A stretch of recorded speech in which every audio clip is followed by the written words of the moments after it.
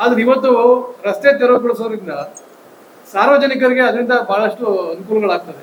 ನಾವೇ ಆ ರೋಡಲ್ಲಿ ಓಡಾಡೋಕ್ಕೆ ನಾವು ಬಹಳಷ್ಟು ಶ್ರಮ ಅಲ್ಲಿ ಆಗ್ತದೆ. ಈ ಕಡೆನೂ ವೆಹಿಕಲ್ ಇರ್ತದೆ, ಆ ಕಡೆನೂ ವೆಹಿಕಲ್ ಇರ್ತದೆ, ಮಧ್ಯೆ ಹೋಗೋಕ್ಕಾಗಲ್ಲ. ಹೆಂಗಸರುಗಳಿಗೂ ತೊಂದರೆ, ಗಂಡಸರುಗಳಿಗೂ ತೊಂದರೆ, ವಯಸ್ಸಾದವ್ರಿಗೆ ತೊಂದರೆ. ಅಲ್ಲಿ 2 ಸ್ಕೂಲ್ ಬರ್ತವೆ. ಒಂದು ಬಸವೇಶ್ವರ ಸ್ಕೂಲ್ ಬರ್ತದೆ, ಇನ್ನೊಂದು ಸರ್ಕಾರಿ ಪ್ರಾಥಮಿಕ ಪ್ರೌಢಶಾಲೆನೂ ಬರ್ತದೆ, ಕಾಲೇಜು ಕೂಡ ಇದೆ. ಅಲ್ಲಿ ರೈಲ್ವೆ ಸ್ಟೇಷನ್ಗೂ ಕೂಡ ಅಲ್ಲೇ ಹೋಗ್ಬೇಕಾಗ್ತದೆ.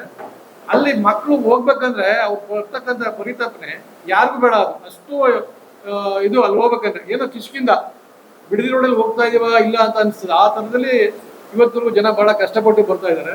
ಮಾನ್ಯ ನಮ್ಮ ಮಂಜು ಅವರು, ನಮ್ಮ ಸ್ನೇಹಿತರಾದಂಥ ಮಂಜು ಅವರು ನಿನ್ನೆ ಒಂದು ಪತ್ರಿಕಾಗೋಷ್ಠಿನ ನಾನು ನೋಡಿದೆ. ಅದರಲ್ಲಿ ಅವ್ರು ಹೇಳ್ತಾರೆ, ಹಿಂದೆ ಶಿವಣ್ಣವ್ರು ಆಳ್ವಿಕೆ ಮಾಡಿದ್ರು, BC ಚಂದ್ರಶೇಖರ್ ಅವರು ಆಳ್ವಿಕೆ ಮಾಡಿದ್ರು ಅಂತ ಹೇಳ್ತಾರೆ. ಅವತ್ತು ಏನು ಇರ್ಲಿಲ್ವಾ ಇದು ಅಂತ ಕೇಳ್ತಾರೆ. ನಾನು ಅವ್ರು ಹೇಳೋದೇನಂತಂದ್ರೆ, ಅವತ್ತಿದ್ದಂಥ ಜನಸಂಖ್ಯೆ ಇವತ್ತಿರ್ತಕ್ಕಂಥ ಬಿಡದಿ ಜನಸಂಖ್ಯೆ ವ್ಯತ್ಯಾಸ ಇದೆ. ಅವತ್ತು ಬೇಕಂದ್ರೆ ನೀವು ಏನ್ ಬೇಕಾದ್ರೆ ಮಾಡ್ಕೊಂಡು ವ್ಯಾಪಾರ ಮಾಡ್ಬೋದಾಗಿತ್ತು. ಬಟ್ ಇವತ್ತಿಗೆ ಆ ಥರ ಇಲ್ಲ. ಬಿಡದಿ ಅಂತಾರಾಷ್ಟ್ರೀಯ ಮಟ್ಟದಲ್ಲಿ ಒಂದು ಹೆಸರು ಮಾಡಿರ್ತಕ್ಕಂಥ ಪಟ್ಟಣ. ಆ ಬಿಡದಿ ವ್ಯಾಪಾರ ಬಿಡದಿ ನೋಡಿದಾಗ ನಿಮಗೆ ಬಿಡದಿ ಇದೇನಪ್ಪ ಹಿಂಗಿದೆ ಅನ್ನೋ ಸ್ಥಿತಿ ಇತ್ತು ಇವತ್ತವರೆಗೂ.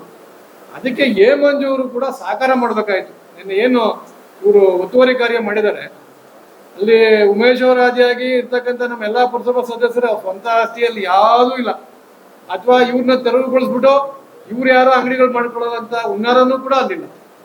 ಸಾರ್ವಜನಿಕರಿಗೆ ಅನುಕೂಲವಾಗ್ಲಿ, ಇನ್ನಾದ್ರೂ ಒಂದು ಬಿಡದಿ ಒಂದು ಸುಂದರ ಪಟ್ಟಣ ಆಗ್ಲಿ ರೂಪುಗೊಳ್ಳಿ ಅಂತ ಒಂದು ಸದುದ್ದೇಶದಿಂದ ಇವತ್ತು ಈ ಕೆಲಸವನ್ನ ಮಾಡಿದ್ದಾರೆ. ಯಾರಿಗೋ 4-6 ಜನಕ್ಕೆ ತೊಂದರೆ ಆಗಿರ್ಬೋದು, ನಾವು ಅದಕ್ಕೆ ವಿಷಾದ ವ್ಯಕ್ತಪಡಿಸ್ತೀವಿ. ಮತ್ತೆ ಅವ್ರಿಗೆ ಪುನರ್ವಸತಿ ನಿಜವಾದ ಫಲಾನುಭವಿಗೆ ಯಾರೋ ಅದನ್ನ ಬಾಡಿಗೆ ಕೊಡೋದು, ಇನ್ನೊಬ್ರು ಯಾರೋ ಬಾಡಿಗೆ ತಿನ್ನೋದು, ಡೈಲಿ ಕಲೆಕ್ಷನ್ ಮಾಡೋದು, 500 ರೂಪಾಯಿ 1000 ರೂಪಾಯಿ ಕಲೆಕ್ಷನ್ ಮಾಡೋದು, ಈ ಥರದವ್ರಿಗೆಲ್ಲ ನಿಜವಾದ ಅಲ್ಲಿ ಯಾವ ಇರ್ತಾರೆ ಆ ಬದುಕನ್ನ ಯಾರು ಕಟ್ಕೊಂಡಿದ್ದಾರೆ ಅವ್ರಿಗೆ ಪುನರ್ವಸತಿ ಕಲ್ಪಿಸ್ಕೊಡುವಂಥ ಕೆಲಸವನ್ನ ಬಾಲಣ್ಣವರೇ ಆಗಿರ್ಬೋದು, ನಮ್ಮ ತಂದೆಯವರಾದಂಥ CM ಲಿಂಗಪ್ಪ ಅವರೇ ಆಗಿರ್ಬೋದು ಮೊದಲಿಂದ ಮಾಡ್ಕೊಂಡ್ ಬಂದಿದ್ದಾರೆ. ಇದನ್ನ ಮಂಜು ಅವರು ಇದಕ್ಕೆ ದಯಮಾಡಿ ಸಹಕಾರ ನೀಡಬೇಕೆ ಹೊರತು ನಾನು ವಿರೋಧ ಮಾಡ್ತೀನಿ ಅನ್ನೋದ್ರಲ್ಲಿ ಅವ್ರು ಯಾವುದೋ ಒಂದು ದುರಾಲೋಚನೆ ಇಟ್ಕೊಂಡಿದ್ದಾರೆ. ದೂರಾಲೋಚನೆ ಇರಬೇಕು, ದುರಾಲೋಚನೆ ಬೇಡ. ಮಂಜುನಾಥ್ ಅವರೇ, ನಾವು ನೀವು ಎಲ್ಲ ಸೇರಿ ಸಹಕಾರ ನೀಡಬೇಕು. ಮಂಜು ಅವ್ರಿಗೆ ಒಂದು ಕಿವಿ ಮಾತು, ಈ ವಿಚಾರದಲ್ಲಿ ತಾವು ಜೊತೆ ಕೈ ಗೂಡಿಸಿದ್ರೆ ಒಳ್ಳೇದು. ಇಲ್ಲಾಂದ್ರೆ ಅದನ್ನ ನಿಮ್ಮ ಇಷ್ಟ. ನೀವು ವಿರೋಧ ಪಕ್ಷ ವಿರೋಧ ಮಾಡಿ, ನಾವು ಆಡಳಿತದಲ್ಲಿದ್ದೀವಿ, ನಾವು ಅಭಿವೃದ್ಧಿ ಮಾಡ್ತೀವಿ. ಇದು ನಮ್ಮ ಧ್ಯೇಯ ಅಂತ ನಾನು ಹೇಳಕ್ ಇಷ್ಟಪಡ್ತೀನಿ.